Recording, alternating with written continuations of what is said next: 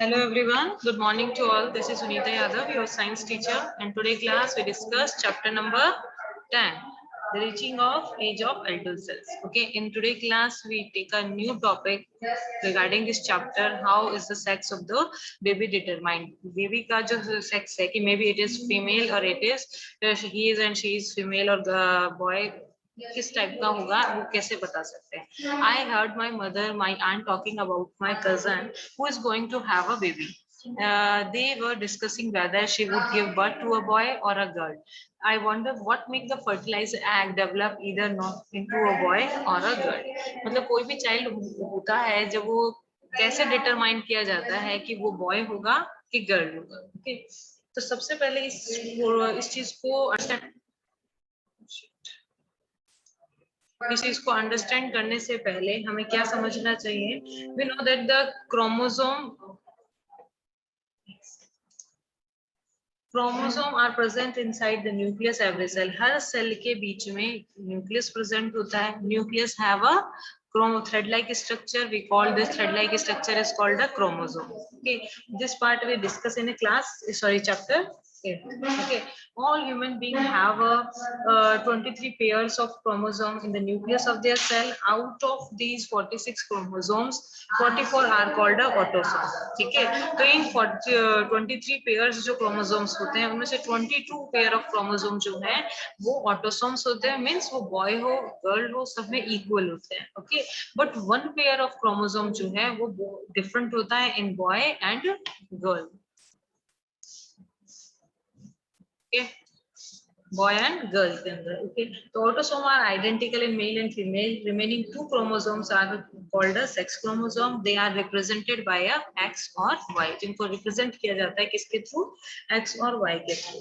इन female cells contain two identical chromosome. जो female cell होती है उसके अंदर ये जो क्रोमोसोम है ये आइडेंटिकल क्रोमोसोम कौन कौन से होते हैं बेटा, x and X. So the sex chromosome in female are represented by एक फीमेल के जो सेक्स क्रोमोसोम को हम रिप्रेजेंट करेंगे we denoted use a X and X. Okay, the male the cell contain two different chromosome may be X and Y. जो mail के अंदर जो सेक्स क्रोमोसोम्स होते हैं वो एक X होता है and other one is Y. और 22 तो सेम ही थे, तो 22 प्लस 1 पेयर कितना हो गया, वापस 23 पेयर हो गया. Okay, so the sex chromosome in males are represented XY or in female X and X. It's clear. For all about this sex determination, you understand, look at this video, then you understand this point.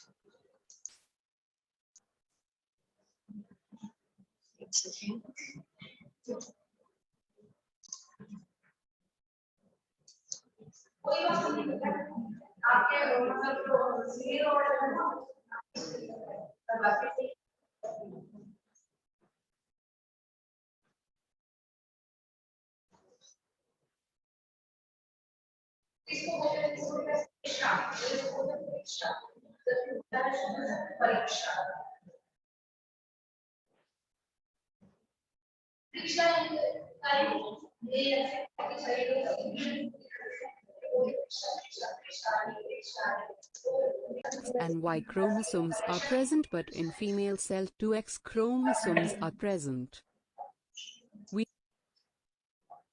Every organism is made from cells. Cells contain thread-like structure known as chromosomes. In humans, there are 46 chromosomes in each cell, and these chromosomes are found in pairs, so there are 23 pairs. In male and female, all the pairs of chromosomes are same except one pair. Chromosomes in this pair are called sex chromosomes. Sex chromosomes can be of two types, namely X and Y. In a male cell, both X and Y chromosomes are present, but in female cell 2X chromosomes are present. We know that male reproductive cells are known as sperm and female reproductive cells are known as eggs. Reproductive cells are different from normal cells as they contain only 23 chromosomes, one from each pair. When sperm cell and egg are combined together, they form a cell which has 46 chromosomes or 23 pairs. This new cell formed is called zygote and develops into baby. Since reproductive cells have only 23 chromosomes, sperm cell can contain either X or Y chromosome, and an egg cell will always have X chromosome. During reproduction, lot of sperm cells are released and only one sperm fertilizes the egg. When sperm containing Y chromosome fertilizes the egg, resultant cell will have a sex chromosome containing X and Y chromosomes, and the zygote will grow into a boy. But when the sperm cell containing X chromosome fertilizes the egg, resultant cell will have a pair of X chromosomes and the zygote will grow into a girl. It is clear that a child will be a boy or girl, depends on male and not the female. Okay, class. Okay, class. I think you understand about the sex determination in humans. Next point is 10.7 hormones other than sex hormones. तो sex hormone की तो हमने बात कर ही ली है कि बेटा mail के अंदर टेस्टोस्टेरोन है, फीमेल के अंदर एस्ट्रोजन एंड प्रोजेस्टेरोन है, ठीक है. Testosterone produces by a testis and estrogen produces by a ovary. Okay, other than this जो हार्मोन्स हैं वो कौन से हैं, कौन सी ग्लैंड्स हैं, जिसके बारे में हमने थोड़ा थोड़ा प्रीवियस क्लास में भी डिस्कस किया था. The hormone secreted by the pituitary. First तो यहाँ here is pituitary gland situated, thyroid gland, and next is adrenal gland. Adrenal gland का तो हमारी जो किडनी होती है ना उसके ऊपर जस्ट कैप लाइक स्ट्रक्चर जो दिख रहा है आपको येलो कलर का, ये एड्रिनल ग्लैंड होती है, ठीक है. और आपने डाइजेस्टिव सिस्टम रीड किया था क्लास 7th के अंदर, है ना, उसमें आप पेनक्रियाज करते हैं, तो pancreas is also a gland, ठीक है. ये यहाँ पर फीमेल की ओवरी और मेल का टेस्टिस दोनों चीजें शो की हुई है, ठीक है. तो the hormone secreted by pituitary stimulate testis and ovaries produce their hormones. हमने कल भी पढ़ा था पिट्यूटरी ग्लैंड का काम क्या होता है भाई, टेस्टोस्टेरोन या कोई भी हार्मोन को सिक्रेट करना है तो उसको स्टिमुलेशन देने का काम कौन करेगी, पिट्यूटरी ग्लैंड करेगी, ठीक है. You have already learn that the pituitary gland is an endocrine gland, it is attached to the brain. ये एक एंडोक्राइन टाइप की ग्लैंड होती है. एंडोक्राइन कौन, जो अपने हार्मोन्स को बॉडी के इनसाइड में ही डायरेक्ट ब्लड स्ट्रीम में ट्रांसफर करती है. These type of gland are called endocrine gland. It is attached to the brain, ये ब्रेन से अटैच रहती है. A part of the pituitary, the testes and the ovaries, there are other endocrine gland in the body such as thyroid, pancreas and adrenal. तो एक pituitary gland, testis और ovary के साथ में और भी endocrine glands present होती हैं, thyroid gland, pancreas and adrenal. Bujo and Paheli had once visited their aunt who was a doctor and remembered that a boy named Kaka had a very big and bulging throat. तो वहां पर वो गए तो देखा उन्होंने कि एक बॉय वहां पर है जिसका नेम काका है, उसका जो थ्रॉट है यानी नेक के पास का जो पार्ट है वो बहुत बड़ा हो गया है और फूला हुआ सा बल्जिस सा दिखाई दे रहा है. Their aunt has told them Kaka suffering from goiter. तो उनकी आंट ने कहा कि उनको कौन सी डिजीज हो गई है, गोइटर डिजीज. आपने इन क्लास 4th में ये चैप्टर ये बहुत पढ़ा होगा कि भाई जो गोइटर डिजीज है वो किस वजह से होती है, आयोडीन की डेफिशिएंसी से होती है. हम रीड करते थे ना, वो ही गोइटर है. क्योंकि थायराइड ग्लैंड का जो थायरोक्सिन हार्मोन है, थायराइड ग्लैंड जो है it is produce the hormone thyroxine. ये जो थायरोक्सिन हार्मोन सिक्रेट होता है ये आयोडीन की जब सफिशिएंट मिलता है तब थायरोक्सिन हार्मोन सिक्रेट होना स्टार्ट होता है, ठीक है. तो आयोडीन की डेफिशिएंसी हो जाती है तो हम पढ़ते हैं गोइटर डिजीज. क्यों, क्योंकि थायरोक्सिन हार्मोन प्रॉपर्ली सिक्रेट नहीं हो रहा होता, इसलिए गोइटर डिजीज हो जाती है. तो गोइटर डिजीज और थायराइड ग्लैंड, जो गोइटर डिजीज है वो किस कहाँ की डिजीज है, थायराइड ग्लैंड की डिजीज है. जो थायराइड ग्लैंड है वो थायरोक्सिन हार्मोन सिक्रेट करता है. Their aunt also told them their uncle was suffering diabetes. Aunt ने कहा कि अंकल जो है वो डायबिटीज, आपने नाम आप लोगों ने भी सुना होगा. तो डायबिटीज क्या होता है, because the pancreas was not producing the hormone insulin. Diabetes कब हो जाती है, जब पेनक्रियाज जो है ना वो दो टाइप के हार्मोन को सिक्रेट करता है, इंसुलिन और ग्लूकेगॉन जो होते हैं. अभी यहाँ इंसुलिन की बात हो रही है तो हम इंसुलिन की बात करेंगे. तो इंसुलिन जो है क्या फंक्शन करती है, जो हमने फूड सोर्स लिया है, जो खाना खाया है, उस डाइजेस्टिव प्रोसेस से जो शुगर बनी है, ठीक है ना, उस शुगर को मतलब कन्वर्ट करने का काम करता है. अगर इंसुलिन नहीं होगा तो शुगर हमारे ब्लड के अंदर यूं ही मूव करती रहेगी और शुगर लेवल क्या हो जाएगा, इंक्रीज हो जाएगा, जिससे डायबिटीज की प्रॉब्लम होनी स्टार्ट हो जाती है, ठीक है. तो पैनक्रियास प्रॉपर फंक्शन नहीं करता है तो insulin hormone proper sufficient quantity में रिलीज नहीं होता तो उनको क्या है, डायबिटीज है. Next, Boojho and Paheli then asked their aunt about the adrenal gland. एक एड्रिनल ग्लैंड होती है, उसका क्या काम है, which are also shown in chart hung on the wall of her clinic. The aunt told them the adrenal gland secrete a hormone and correct salt balance in the blood. Adrenal also produce the hormone adrenaline. तो adrenaline का काम क्या होता है? एक तो हमारी body के अंदर सॉल्ट को मेंटेन करना. एड्रेनलिन हार्मोन जो है, एक तो हम स्ट्रेस होते हैं या हमें बहुत गुस्सा आता है या हमें बहुत डर लगता है, उस टाइम पे हमारी बॉडी के अंदर एड्रेनलिन हार्मोन का सिक्रीशन हो जाता है. देखिए आपका ऐसी कभी भी कंडीशन हो, आपको बहुत ज्यादा पसीना आ रहा है, डर हो रहा है, हार्ट बीट एकदम से बहुत तेज, आपको फियर लगता है ना, तो आपके साथ में जो भी सिचुएशंस होती है, ठीक है, आपकी बॉडी में हार्ट, जैसे आपको कोई एकदम से डरा देता है, तब भी आपका क्या होता है, हार्ट बीट बहुत तेजी से बीट करना, हार्ट बहुत तेजी से चलना स्टार्ट हो जाता है, ब्लड जो फ्लो ज्यादा करेगा तो फिर हमारा स्वेट रिलीज होना स्टार्ट हो जाता है. ठीक है, तो ये सब चीजें जो होती हैं वो एड्रेनलिन हार्मोन के कारण ही होती है. ठीक है, it help the body adjust to stress when one is very angry, embarrassed और वरिड. ऐसी कोई भी कंडीशन होती है तब ये हार्मोन रिलीज होता है. Thyroid and adrenaline secrete their hormone when they receive order. ऐसा नहीं है ये दोनों हार्मोन हमारी बॉडी के अंदर हमेशा थायराइड हार्मोन सीक्रेट हो रहा है, एड्रेनलिन हार्मोन सीक्रेट हो रहा है, ऐसा नहीं होता. जब पिट्यूटरी ग्लैंड जो है उनको ऑर्डर देगी कि आप इसको सिक्रेट करो, तभी वो सिक्रेट होगा. तो जब तक पिट्यूटरी ग्लैंड से ऑर्डर नहीं मिलेगा तो ये जो थायराइड हार्मोन है, थायराइड ग्लैंड जो है या एड्रेनल ग्लैंड है, ये अपने हार्मोन्स को रिलीज नहीं करती. Next is pituitary also secret. देखो पिट्यूटरी मास्टर ग्लैंड है, ये बाकी ग्लैंड्स को कंट्रोल करने का तो फंक्शन करती है, लेकिन it is also secret one growth hormone which is necessary for the normal growth of a person. जो एक नॉर्मल ग्रोथ के लिए बहुत रिक्वायरमेंट है. अगर ये एक नॉर्मल अमाउंट से ज्यादा रिलीज हो जाता है तो हाइट 7 फुट 8 फुट तक चली जाती है. ठीक है, अगर नॉर्मल से कम होता है तो जो भी ह्यूमन है या जिसमें भी ये चीज है वो बहुत ज्यादा शॉर्ट हो जाता है, उसकी हाइट बहुत कम रह जाती है. Are there hormone in other animals also have the any role to play in reproduction. देखिए हमने ह्यूमंस का पढ़ लिया भाई, टेस्टोस्टेरोन है, एस्ट्रोजन है, थायरॉक्सिन है, insulin, adrenaline and growth hormone, ये सब ह्यूमन को इफेक्ट कर रहे हैं. अगर ये प्रॉपर अमाउंट में सीक्रेट नहीं होते हैं तो कोई ना कोई डिजीज होती है. अगर प्रॉपर अमाउंट में सीक्रेट हो रहे हैं तो एक पर्सन जो है हेल्दी होते हैं. यानी कोई ना इंपॉर्टेंट रोल हमें क्लियर हो गया कि हार्मोन बहुत जरूरी है हमारी लाइफ के लिए. लेकिन क्या एनिमल्स के अंदर भी ऐसा ही होता है? तो role of hormones in completing the life history of insect and frog. You have already learned about the life history of the silk moth. आपने silk moth की life history देखी, frog की life history देखी. The caterpillar has to pass through various stages to become an adult moth. तो जैसे ही वो various stages से adult moth में आता है तो आपने उसमें कौन सी glands देखी थी? salivary glands उसकी थी, जो वो अपने चारों तरफ कोकून बना लेता है. सेम उसी तरीके से similarly the tadpole pass through certain stages become a frog. The tadpole भी कुछ स्टेजेस के बाद में किस में चेंज होता है? एक एडल्ट फ्रॉग में होता है. इसी चेंजेस को, इसी ड्रास्टिकल चेंजेस को हम क्या बोल देते हैं कि भाई लार्वा कन्वर्ट हो रहा है एडल्ट में. इस प्रोसेस को हम क्या बोला? Metamorphosis. Metamorphosis in insect is controlled by the insect hormone. ये जो मेटामॉर्फोसिस का जो फ्रॉग के अंदर पूरा प्रोसेस होता है, ये कंट्रोल होता है किसके थ्रू? इंसेक्ट हार्मोन्स के through. In a frog it is controlled by the thyroxine. और फ्रॉग के अंदर थायरॉक्सिन है और सिल्क वर्म में इंसेक्ट हार्मोन होगा पूरा. ठीक है, तो thyroxine hormone the hormone produced by thyroid, जो कि थायराइड के थ्रू प्रोड्यूस होता है. अभी मैंने बात की कि thyroxine production require the presence of thyroxine. का प्रोडक्शन कब होगा?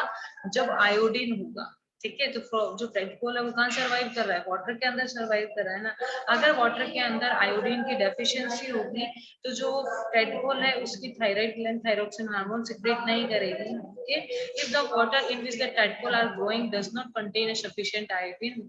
सपोज ऐसा मानते हैं कि भाई वाटर के अंदर आयोडीन की सफिशिएंट अमाउंट नहीं है तो the tadpole can not become an adult. जो टेडपोल है वो एडल्ट में कन्वर्ट नहीं होगा. क्यों? क्योंकि थायराइड ग्लैंड कौन सा हार्मोन? थायरॉक्सिन हार्मोन सिक्रेट नहीं करेगी. तो फ्रॉग हमेशा कौन सी फॉर्म में रहेगा? टेडपोल फॉर्म में रहेगा. ठीक है, if people do not have enough iodine in their diet will they get goiter caused by lack of thyroxine. तो अगर लोगों का जो पीपल्स हैं प्रॉपर अमाउंट पे आयोडीन नहीं लेंगे अपने डाइट के अंदर तो उनकी बॉडी के अंदर भी लैक ऑफ थायरॉक्सिन होगा, जिससे कौन सी डिजीज हो जाएगी? गोइटर डिजीज कॉज हो जाएगी. ठीक है, नेक्स्ट रिप्रोडक्टिव हेल्थ. देखिए हमने पूरा स्ट्रक्चर रीड कर लिया, कैसे ग्रोथ होती है वो रीड कर लिया, क्या चेंजेस होते हैं वो रीड किया. रिप्रोडक्टिव हेल्थ के अंदर देखिए क्या चीज है कि भाई health of an individual is defined as the physical and mental. Reproductive health का मींस रिप्रोडक्टिव ऑर्गन से ना लेकर एक फिजिकल और मेंटल हेल्थ को भी इंक्लूड किया जाता है रिप्रोडक्टिव हेल्थ में. ठीक है, To keep the body healthy, every human being at any age need to a balanced diet. तो एक ह्यूमन बीइंग को हमेशा बैलेंस डाइट लेनी चाहिए, लेकिन हमें ये चीज पता है कि इस टाइम पे इतनी ग्रोथ होती है, इतने हार्मोनल चेंज हमारी बॉडी के अंदर होते हैं, तो हमें क्या करनी चाहिए? It is necessary to take a balance diet. The person must be also observe personal hygiene and undertake adequate physical exercise. एक तो फिजिकल एक्सरसाइज हमें इस टाइम पे ज्यादा करनी चाहिए, क्योंकि हमारी पूरी बॉडी का स्ट्रक्चर बन रहा होता है. ठीक है. सेकेंड, कि आपने देखा कि भाई सिबेसियस ग्लैंड है या स्वेट ग्लैंड है, वो ज्यादा डेवलप हो जाती हैं, ज्यादा स्वेट को और ज्यादा वैक्स से ऑयल को रिलीज करती है, तो हमें हमारी बॉडी की भी हाइजीन का ध्यान रखना चाहिए. During adolescence however this become even more essential that the body is growing. Nutritional need of the adolescence is the stage of rapid growth and development. जब रैपिड ग्रोथ हो रही है, डेवलपमेंट हो रहा है, तो हैंस द बॉडी को requirement होगी ना प्रॉपर डाइट की. Hence the diet for an adolescent has to carefully plan. We have already learned what a balanced diet. हमें पता है कि balanced diet क्या होती है. Recall that a balanced diet means that meal include protein. ऐसी meal जिसके अंदर क्या include हो? Protein, carbohydrate, fat, vitamin, mineral, सब right required amount में, जो भी proportion body की requirement है, वो सब right amount में available हो. It is called a balanced diet. Our Indian meal, roti, rice, dal, vegetable is a balanced meal. Milk is a balanced food in itself. Milk अपने आप में एक balanced food है. क्यों? क्योंकि milk have a whole type of things except vitamin C. उसमें vitamin C को छोड़कर बाकी सब होता है, इसीलिए we said the milk is a complete food. Fruit also provide nourishment for infant. Mother milk provide the nourishment that they need. भाई जो इन्फेंट होते हैं वो खाना वगैरह नहीं खा पाते, तो मदर मिल्क से ही सारे नरिशमेंट या जो भी न्यूट्रिएंट उनको रिक्वायर होते हैं वो ले लेते हैं. Iron build blood. आयरन जो है वो ब्लड को इंक्रीज करने का आयरन रिच फूड हमें इसीलिए लेना चाहिए. Such a leafy vegetable, jaggery, meat, citrus and Indian gooseberry and are good adolescent. ये सब चीजें अच्छी हैं एडोलसेंट पे खाने के लिए. Check item for lunch and dinner in your meal. आप डिस्कस करें कि आप क्या खाना खा रहे हैं डिनर में, आफ्टरनून में, लंच में. Does it include cereals? उसमें सीरियल्स होने चाहिए which give energy, and milk, meat, nut, pulses which provide protein और ग्रोथ. ये सब चीजें उसमें इंक्लूडेड होनी चाहिए ताकि वो आपको प्रॉपर ग्रोथ के लिए हेल्प कर सके. Also does it include fat? हमें कुछ अमाउंट फैट का भी लेना चाहिए, शुगर का भी इंटेक करना चाहिए, क्योंकि we all know carbohydrate and fat are the good source of energy, both are the energy giving, है ना. तो what about fruit and vegetables which are protecting food? Food और वेजिटेबल्स के अंदर विटामिन एंड मिनरल्स जो है, roughage जो है बहुत रिच अमाउंट में होता है, और विटामिन और मिनरल्स को हम प्रोटेक्टिव फूड बोलते हैं. मतलब कि विटामिन और मिनरल हमें लार्ज अमाउंट में बहुत नहीं रिक्वायरमेंट है कि 1-1 किलो हमें खाना पड़ रहा है, आधा-आधा किलो हमें इंटेक करना पड़ रहा है. बहुत लिमिटेड अमाउंट में हमें विटामिन और मिनरल चाहिए, लेकिन इनकी जो लिमिटेड अमाउंट है अगर हम अपने फूड के अंदर नहीं लेंगे तो हमें कोई ना कोई डिजीज हो जाएगी. जैसे आयोडीन नहीं ले रहे तो गॉइटर डिजीज हो रही है ना, और हमने रीड किया था कि भाई आयरन की डेफिशिएंसी होगी तो कौन सी डिजीज हो जाएगी? एनीमिया डिजीज हो जाएगी, है ना. चिप्स एंड पैकेट और टिन स्नैक जो मतलब पैकेज्ड फूड होता है, प्रिजर्वेटिव फूड होता है, थ्रू वेरी टेस्टी, हमें टेस्टी जरूर लगता है. Should never replace a regular meal as they do not have adequate nutrition value. इनके अंदर न्यूट्रिशन इतनी वैल्यू भी नहीं होती, और एक्स्ट्रा में प्रिजर्वेटिव मीन्स एक्स्ट्रा केमिकल्स इसके अंदर यूज किए जाते हैं, तो ये सब चीजें हमारी बॉडी के लिए वैसे भी हेल्दी नहीं होती है. अब meat, vegetable, milk, egg, fruit, cereals, grains, हमें ये सब चीजें अपनी डाइट में लेनी चाहिए. ठीक है. नेक्स्ट है personal hygiene. Everyone should have a bath at least once every day. किसी को बात लेना चाहिए, और मैं इतनी उम्मीद लगाती हूँ कि आप लोग डेली बात तो लेते ही होंगे एटलीस्ट एक टाइम तो. It is more necessary for teenagers because increased activity of sweat glands sometimes make the body smelly. अब वही sweat glands ज्यादा एक्टिव हैं तो sweat भी ज्यादा रिलीज होगा, जिससे बॉडी में स्मेल आना obvious बात है. All parts of the body should be washed and cleaned every day. If cleanliness is not maintained, there is changes of catching bacteria. अगर हम क्लीनिनेस को मेंटेन नहीं करेंगे तो may be bacterial infection cause हो सकता है. Girl should be take care special care of cleanliness during the time of menstrual flow. They should keep track of their menstrual cycle. Be prepared at onset of menstruation. Use sanitary napkin and clean homemade pads and change the pad after every 4 and 5 hours as per requirement. तो हमें अपनी cleanliness का ध्यान रखना चाहिए. अगर हम अपनी क्लीनिनेस को ध्यान नहीं रखेंगे, हाइजीन प्रॉपरली फॉलो नहीं करेंगे, तो डिजीज होगी, क्योंकि बैक्टीरियल इन्फेक्शन होंगे. ठीक है। और इस टाइम पे हमारा बॉडी स्ट्रक्चर भी बन रहा होता है, तो हमें फिजिकल एक्सरसाइज की बहुत रिक्वायरमेंट होती है, walking, playing in fresh air की body fit and healthy, and all young boys and girls should take walk, exercise and play outdoor games. तो ये सब चीजें, एक्सरसाइज है, वॉक है या आउटडोर गेम्स हमें स्पेशली खेलने चाहिए फिजिकल हेल्थ के लिए। Myth, do's and don'ts. You have learned here from chapter 9 scientific fact related to human reproduction. There are many wrong notifications which should now be able to discard and informed adolescent. For example, there are myths and taboos regarding bodily changes that adolescent experience. Some of these are given below. You can now argue why these are myths and not facts. A girl become pregnant if she look at boy during menstruation. ये ऐसे myths हैं। आपने chapter पूरा read कर लिया है, so you understand how girl are pregnant. Okay, a mother is responsible for the sex of a child. हमने sex determination read किया है। वैसे no one responsible for हर और his child, जो भी उसका बच्चा है उसके लिए ना तो मेल रिस्पॉन्सिबल हो सकता है ना फीमेल रिस्पॉन्सिबल। और फिर भी हम किसी को रिस्पॉन्सिबल में भी करना चाहेंगे तो उसमें फादर जो है वो रिस्पॉन्सिबल है, लेकिन फादर भी डायरेक्टली रिस्पॉन्सिबल नहीं होता फॉर हर मेल चाइल्ड और फीमेल चाइल्ड के लिए। Girl should not be allowed to work in the kitchen. जो गर्ल को इस मेंस्ट्रुएशन टाइम पे किचन में काम नहीं करना चाहिए, और ये सब माइथ्स होते हैं, इन सबको अब डिस्कार्ड कर देना चाहिए, क्योंकि टाइम के अकॉर्डिंग अपनी चीजों के अंदर या डेली रूटीन में कुछ चेंजेस रिक्वायर होते हैं। ठीक है, नेक्स्ट है नो टू ड्रग। देखिए एडोलसेंट में मैंने आपको एक बात बताई थी, इस टाइम पे हमारा जो थिंकिंग पावर है बहुत चेंज हो रहा होता है, और एक हम फ्रेंड्स के इन्फ्लुएंस में बहुत ज्यादा रहते हैं पेरेंट्स से ज्यादा, है ना।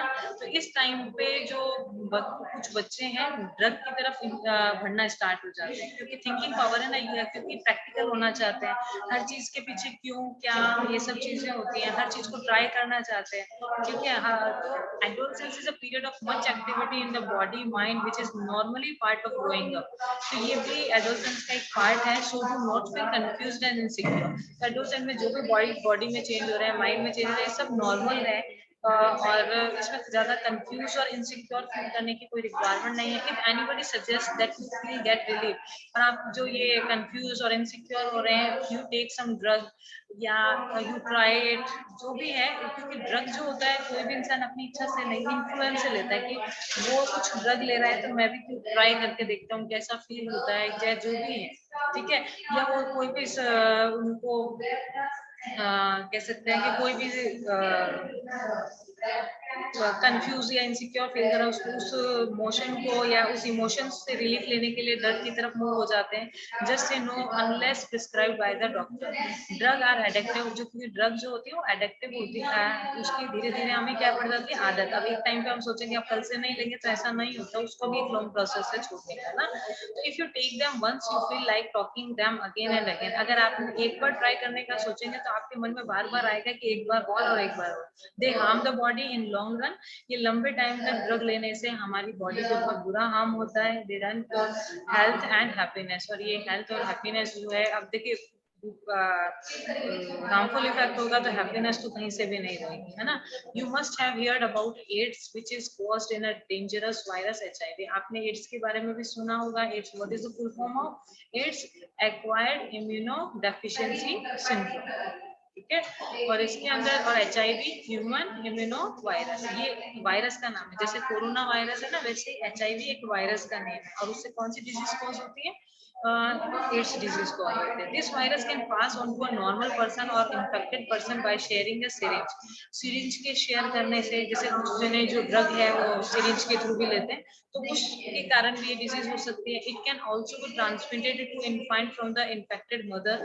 अगर किसी मदर को है थ्रू हर मिल्क, उसके मिल्क के थ्रू उनकी चाइल्ड में ट्रांसफर हो सकता है। The virus can also be transmitted through the sexual contact with the person infect with HIV. अगर किसी एक पर्सन को एचआईवी है तो सेक्सुअल कॉन्टैक्ट होने से भी ये जो डिजीज है one person to other person spread होते हैं। Adolescent pregnancy, you might be knowing that in our country the legal age of our marriage is 18 years. आप लोगों को पता है कि अपनी कंट्री के अंदर जो लीगल मैरिज की एज है वो कितनी है? 18 years for girls and 21 years for boys. This is because क्योंकि teenage mother are not prepared mentally and physically for motherhood। क्योंकि आप देख रहे हैं कि अपन ने क्या पढ़ा, पूरा adolescent complete होने पर ही reproductive organs जो है वो properly develop होता है। इस वजह से early marriage and health problems in, अब जो अर्ली मैरिजेज हैं उसमें मे बी हेल्थ प्रॉब्लम्स हो सकती है मदर को, और उससे जो चाइल्ड होगा उनको भी। It also cut employment opportunity for the young woman and may cause mental agony as she is not ready for responsibility of motherhood। जो भी motherhood की जो भी responsibility है वो इस एज ग्रुप में नहीं ले सकती। Okay, that's all about this chapter. I think you all are understand about this chapter. Okay, in next class we discuss all the question answer.